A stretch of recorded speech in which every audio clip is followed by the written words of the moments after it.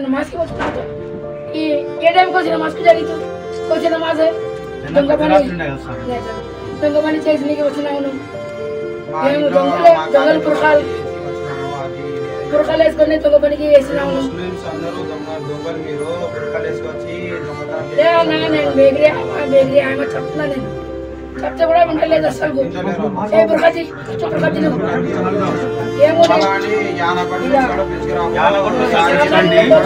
ఎవరికి భయపడను నేను ఇష్టం వచ్చిన పిలుచుకోండి మీరు అంటారు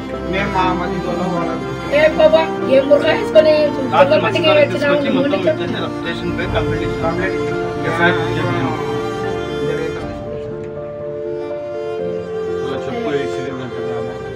చెప్పులు పిల్లలకి చెప్పు తీసుకుని కొట్టింది భార్య పొగరు ఎక్కువ సార్ 2 సార్లు చేసిన నాకు ఒకసారి కూడా పోతేను నేను ఎవరు ఏం మా ఇంటికి చూస్తున్నావు నువ్వు అని చెప్పింది ఒకసారి నాకు ముస్లిం ఉండేది తక్కువ మేము